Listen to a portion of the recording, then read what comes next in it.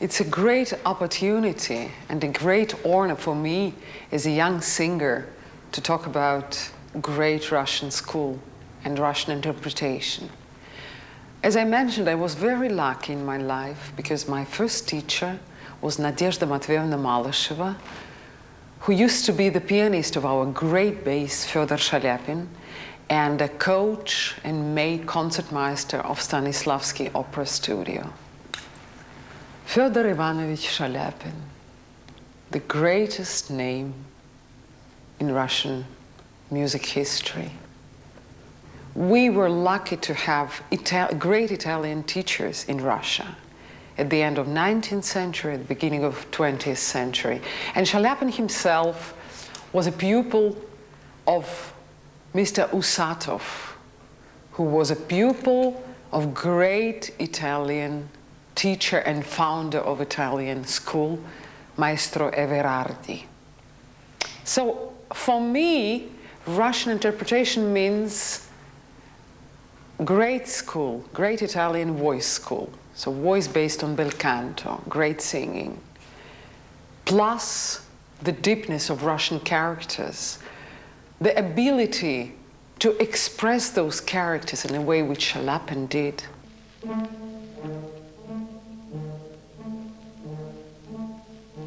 Да, ежели в тебе пятно единое, единое случайно завелось, тогда беда, и рад бежать, да некуда, душа сгорит, нальется сердце ядом, и тяжко, тяжко станет, что молотом стучит в ушах упреком и проклятием, и душит что-то, душит, и голова кружится, и мальчики, да, мальчики кровавые в глаза.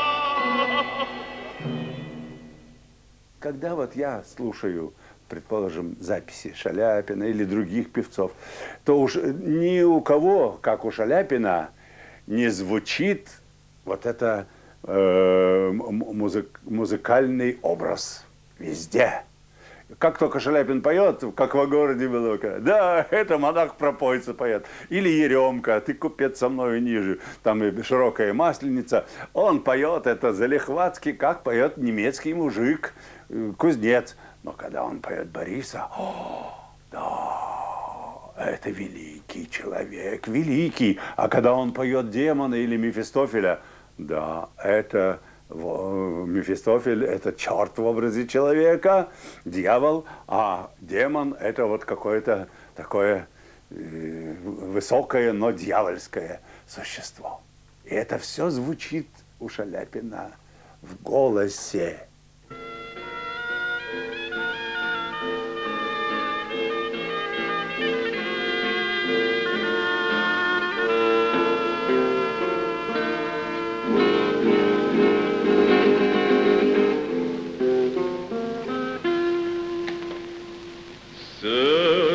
Châteauneuf, ce nouvel édifice, tout enrichi de marbre et de porphyre. Qu'amour bâtit château de son empire,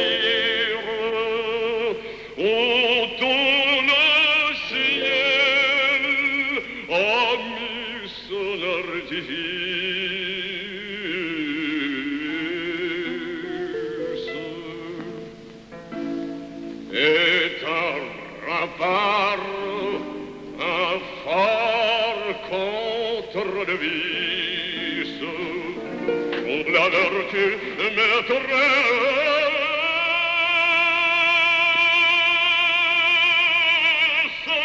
sortir,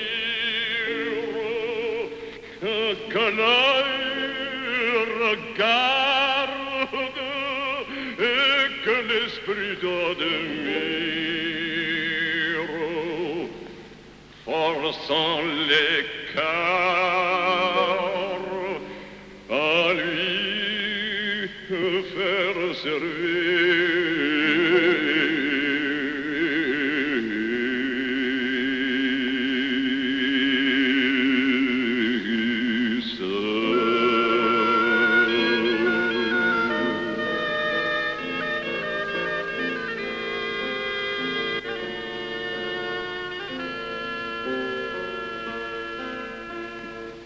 Russia, of course, as you all know, is famous for its basses. Especially, we have a special bass's voice, which I think are not existed anywhere in the world.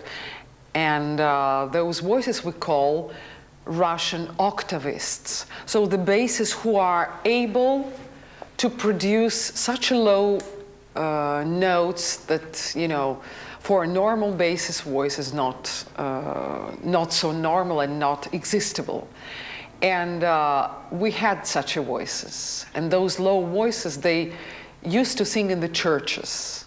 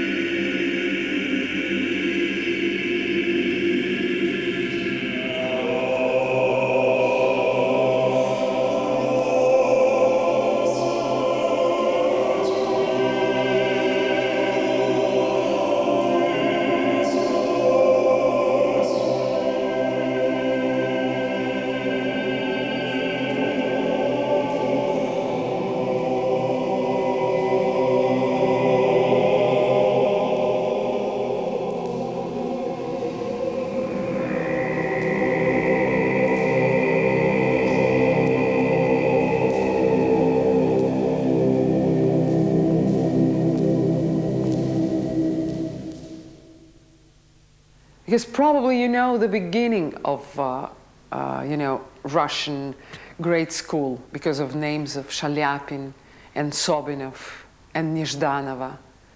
But part of our history, part of our story, in terms of especially singers and conductors, you were missing because it was an iron screen between East and West. And some of great names kind of disappeared from your eyes.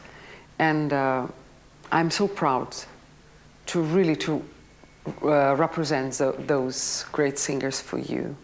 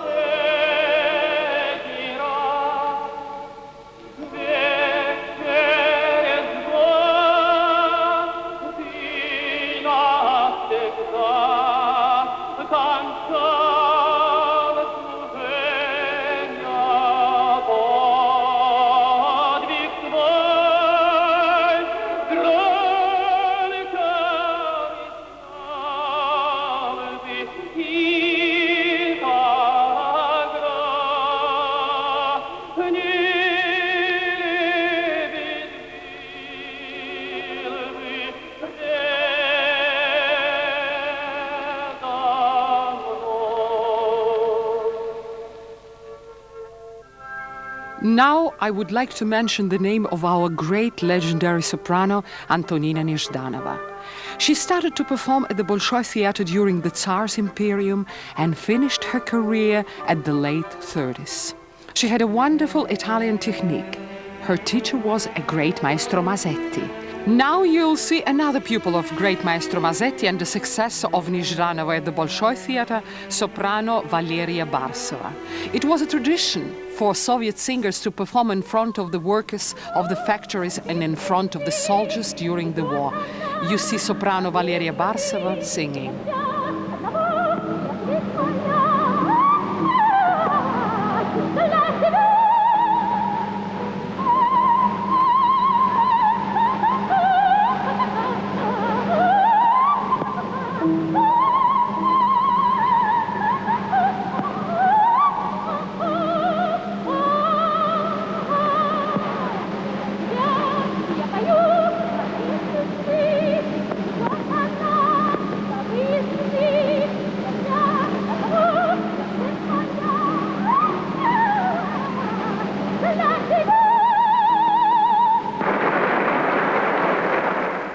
Я с Барсовой пел спектакли.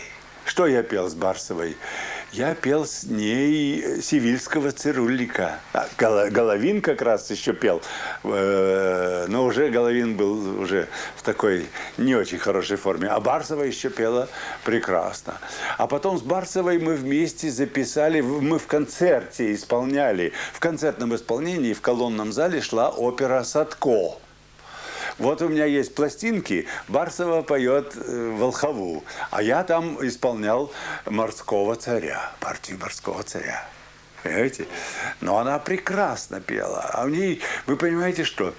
У ней был большой голос, не просто маленький голосок, большой голос. Ведь она могла петь, вот несмотря на то, что колоратурная сопрано у нее, лирика колоратурная, но она пела Леонору в Трубадуре. Вы представляете, какой голос, какая мощь. И это ведь, или в Травиате она пела, это не маленькая фитюлечка, это голосище. Понимаете? Я сейчас работаю над новой ролью Антониды в опере «Иван Сусанин» и очень увлекаюсь этой работой. Этот образ замечательный, крестьянский, патриотский, очень меня волнует.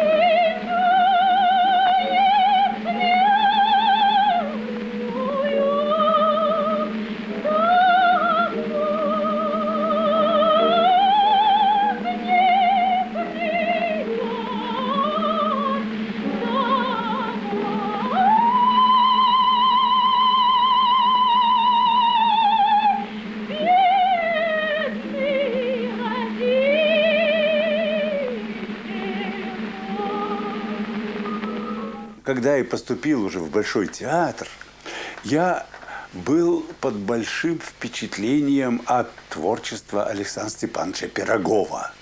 А именно, Пирогов имел очень такой, с одной стороны, мягкий, круглый голос, но вместе с тем очень яркий, с очень какими-то собранными, несящимися в зал верхушками. Поражал он просто.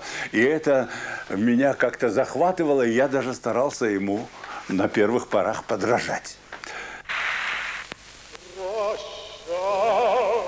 мой сын, умирай.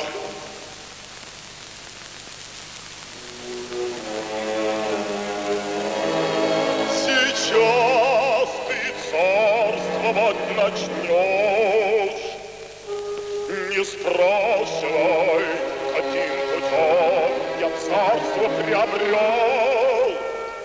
Тебе не нужно знать, ты царствовать по праву будешь, как мой наследник, как сын мой первородный. Сын мой, дитя мое родное, не теряйся навеком, бояр, рабой. Зорко следи за их сношениями тайными святою. Измену карай без пощады, без милости карай. Строго вникай в суд народный, суд нелицемерный. Стой на страже борцом за веру правую. Свято чти святых угодников Божьих.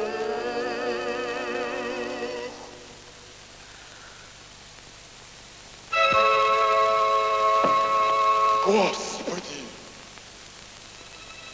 Господи, возри, молю, на слезы грешного отца, не за себя молю,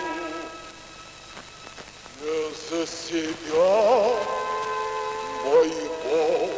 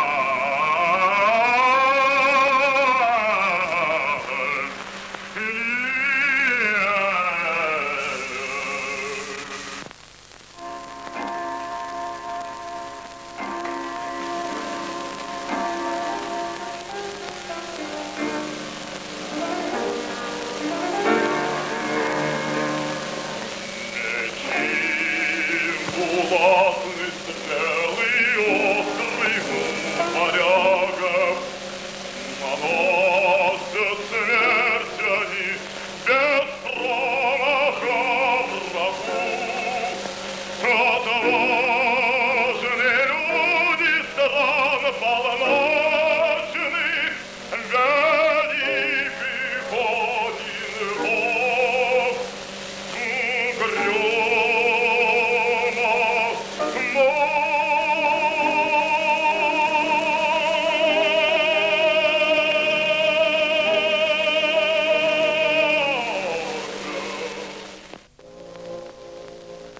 Бог, тяжело, дай дух переведу. Я чувствовал вся кровь, мне кинулась в лицо, и тяжко опускалась.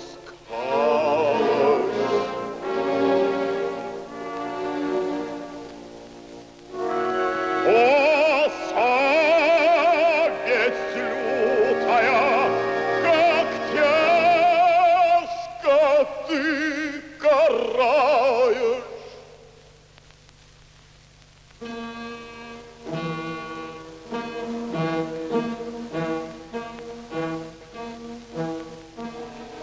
Ежели в тебе пятно единое,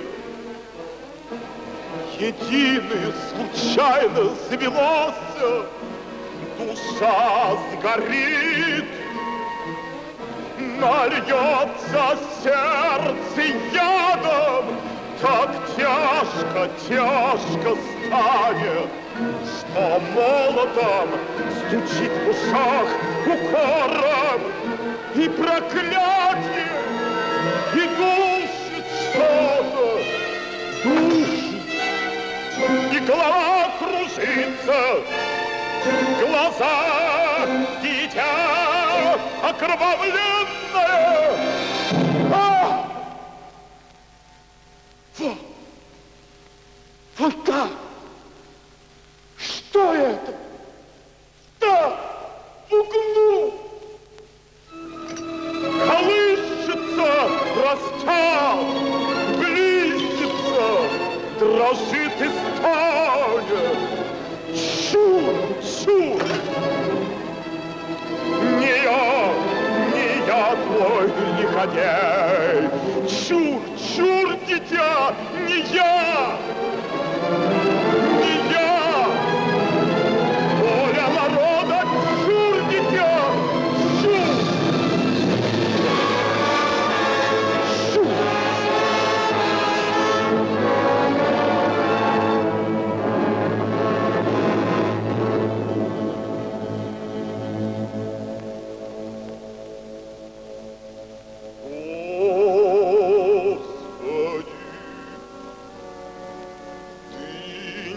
Хочешь смерти грешника,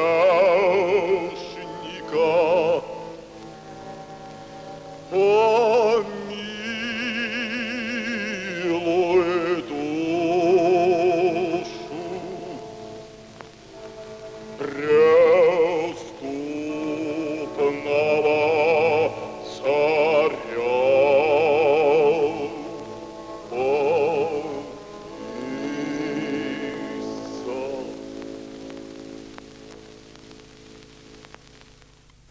Александр Степанович был прекрасный артист. И Рейзин Марк Осипович. Вот два баса таких, вы знаете, мы их даже в театре называли басы-генералы. Так, такое было вот название вот таким артистам-басам. То есть, почему генералы? Но когда выходил на сцену тот или другой, мощная фигура атлетического сражения, красивая, а какие певцы, с каким темпераментом, а какие актеры. И бранной славы пир веселый, мою победу над врагом, и бранные славы горестных конят, погром и рану, и мой плен. И гибель всех моих полков честно за родину головы сложивших.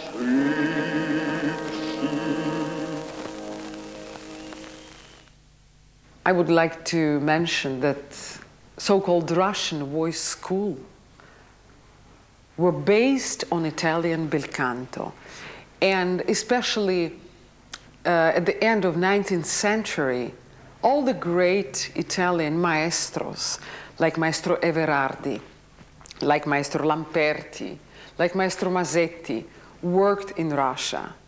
And for instance, Fyodor Ivan Shaliapin was a pupil of Maestro Everardi and Maestro Lamperti. And my first teacher, Nadezhda Maloshev, she used to work for Maestro Masetti, who was a teacher of great Nezhdanova, great Sobinov, and great mezzo-soprano Nadezhda Obukhova. That's the only film material about our great mezzo Nadezhda Obukhova.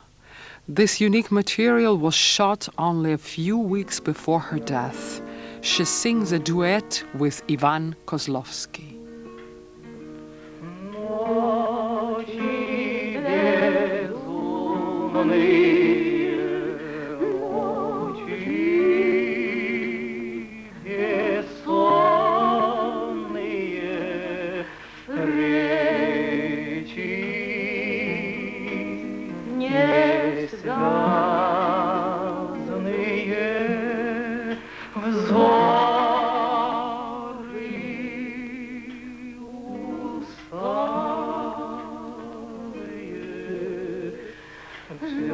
Ночи последним огнем озаренные осени мертвый цвет запоздалые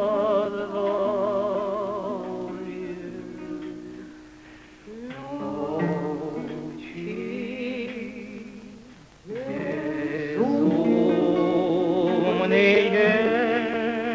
ночи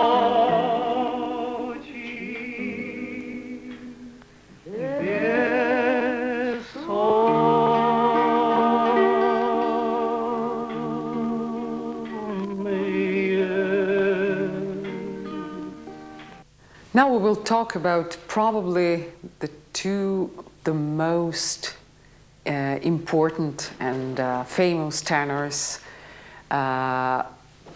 pre-war and after-war era in Russia. The names are Ivan Kozlovsky and Sergei Lemeshov.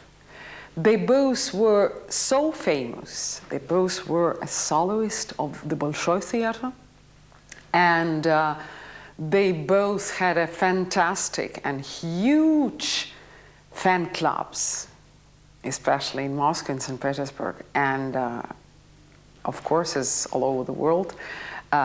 Tenor voice, the fan club of tenor voice is always mostly women. And it was like that in Russia too.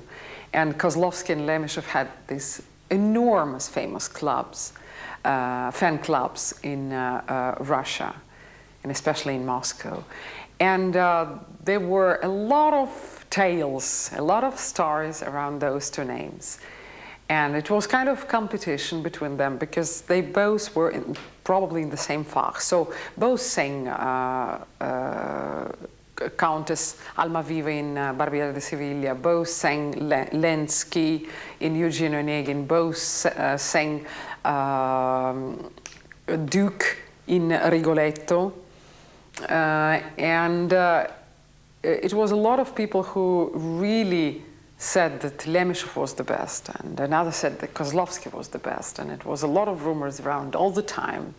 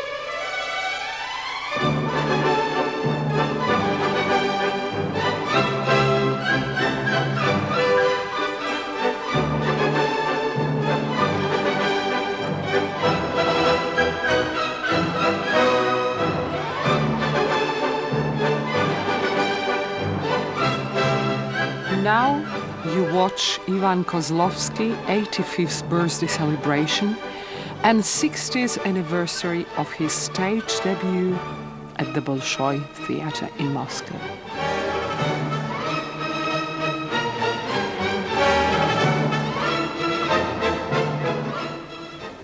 Если вам, милая, не изменила, значит, бесспорно изменит скоро. Ласки любим мы, хотя не ложны, жить невозможно без наслаждения. Уже смеются, пусть увлекают, но изменяют.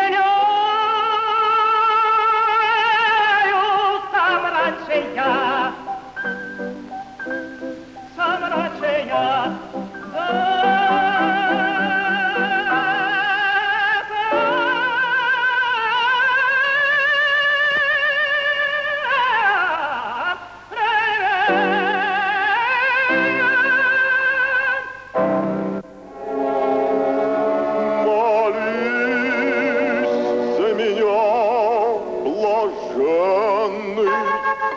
Нет, Борис, нельзя, нельзя, Борис,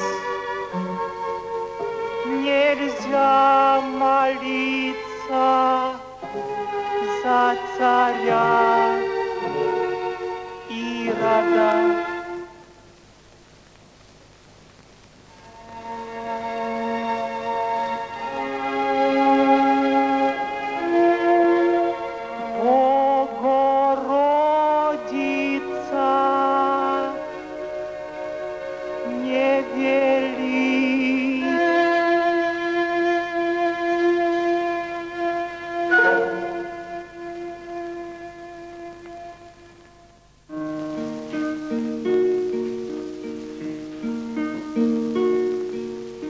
Я встретил вас, и все былое в отжившем сердце ожило.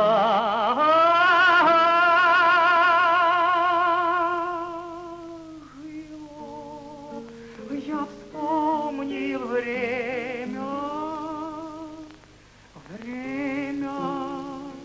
золотое, и сердцу стало так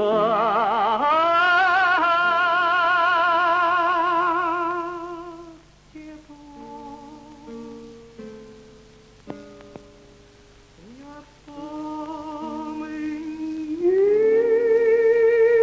Я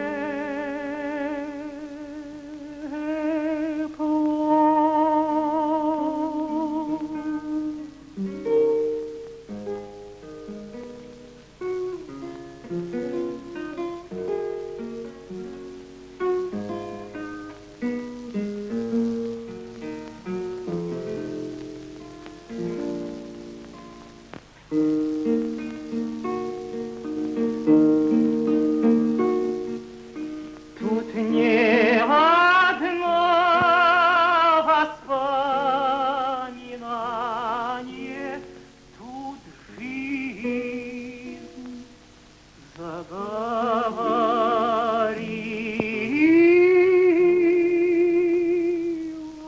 мной, и тоже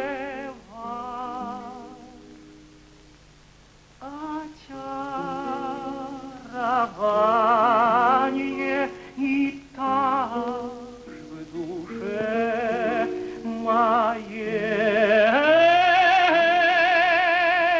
любовь, и тоже вас очарование. В душе моей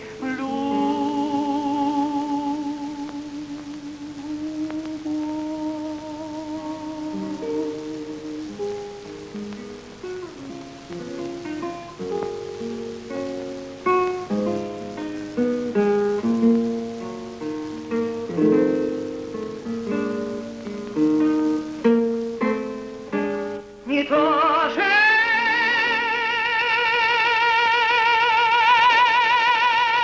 вас очарование, и так в душе моей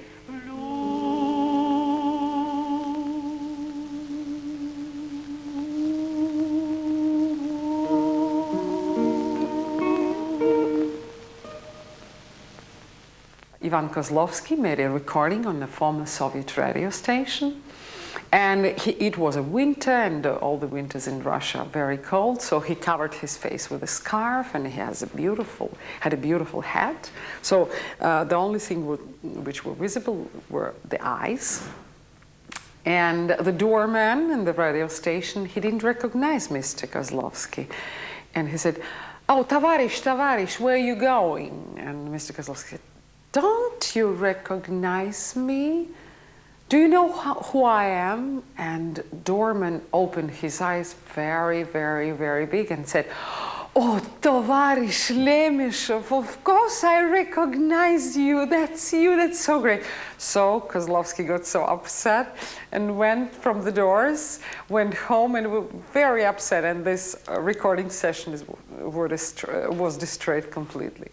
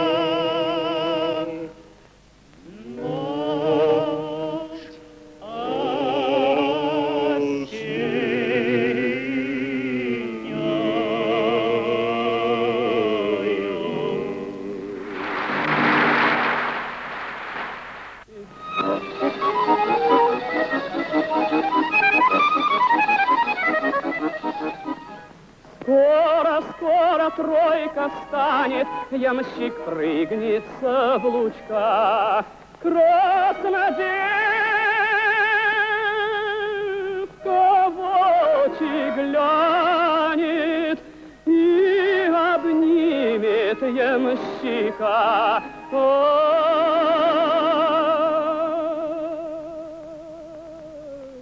Еду к ней, еду к Любушке своей, еду к ней, еду к Любушке своей.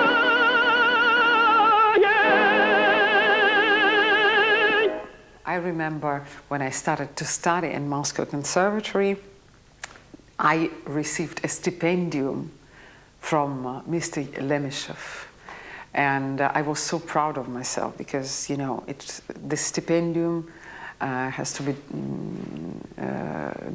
to be going to the best student of voice faculty of Moscow Conservatory. So I was one of them, and I'm very proud to say that, and it's my greatest honor to mention those names and to talk about them.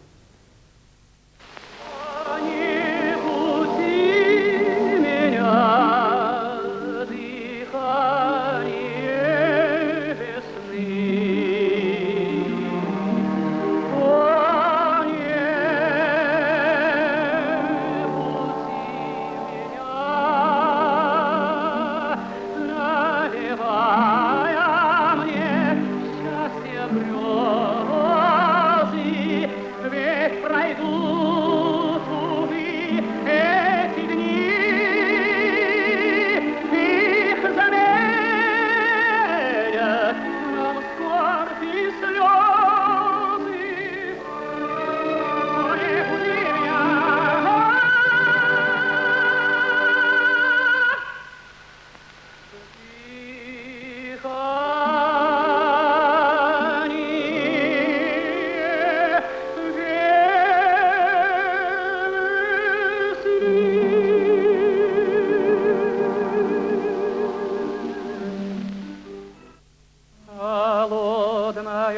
ручонка, надо вам ее согреть. Темно ужасно, мы ищем ключ напрасно.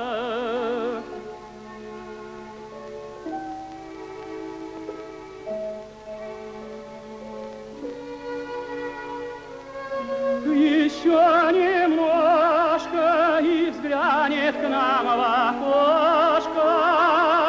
Луна красавица нас обласкает, и мне не помешает рассказать вам в 2 словах, кто я, кто я.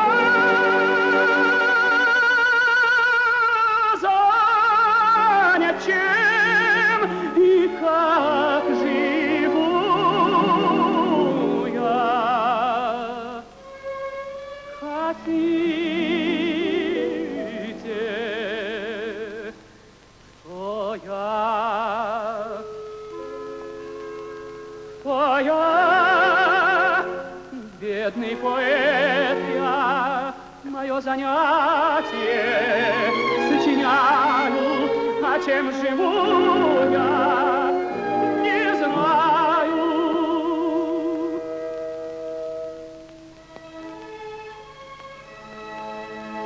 Певец любви беспечный, горя нужды не знаю. В мире грез бесконечно я гимны распеваю. Доволен я судьбою, я миллионер душою.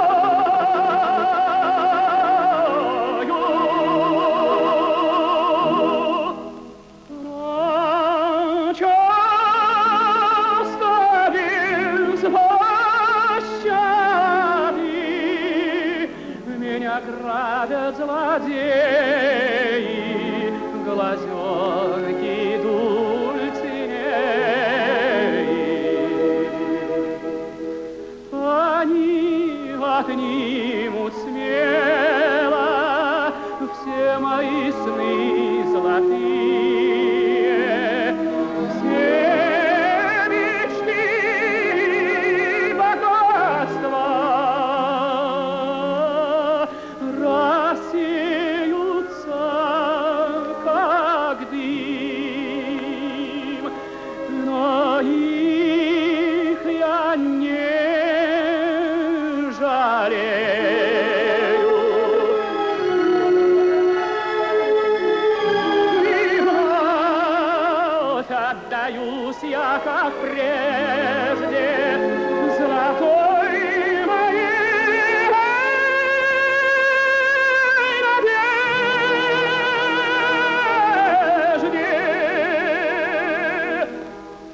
Я открыл вам всю душу 2 словами. То скажите мне, кто вы? Я вас молю.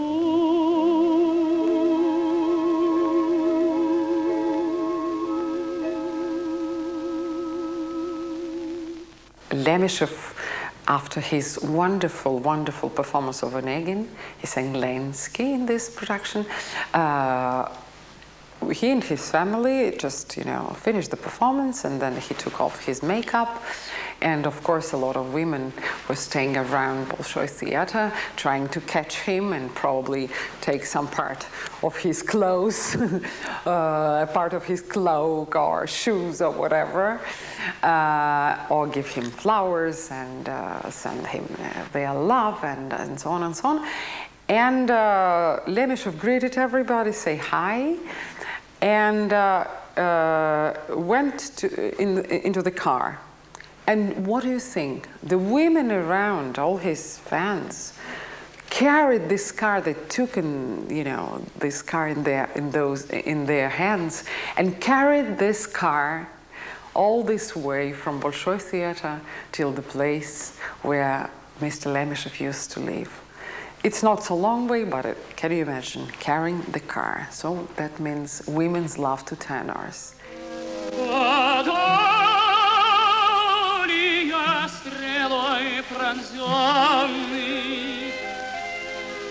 Или мимо пролетит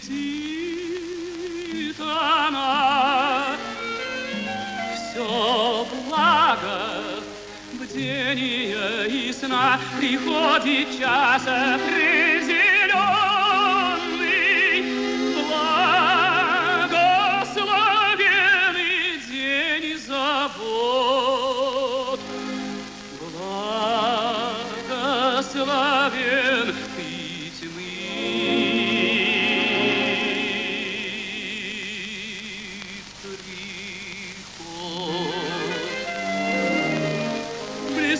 заутра луч денницы,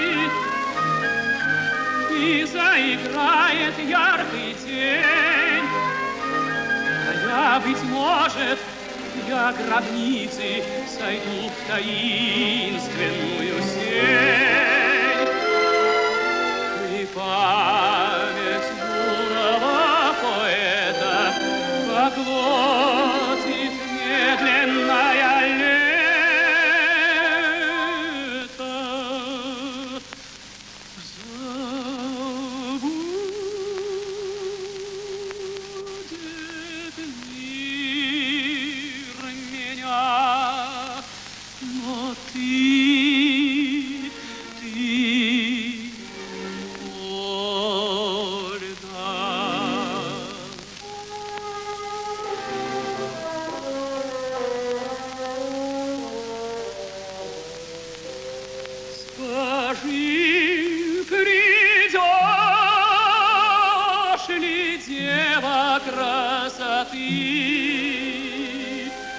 Слезу пролить над ранней урной и думать, он меня любил.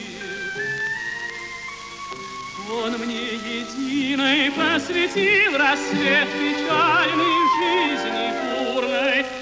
Ах, Ольга, я тебя любил. Тебе посвятил рассвет печальный жизни бурной. Ах, Ольга,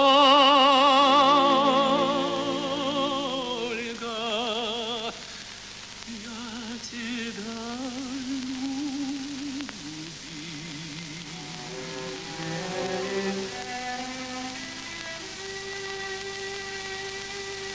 Сердечный друг, желанный друг, приди, приди,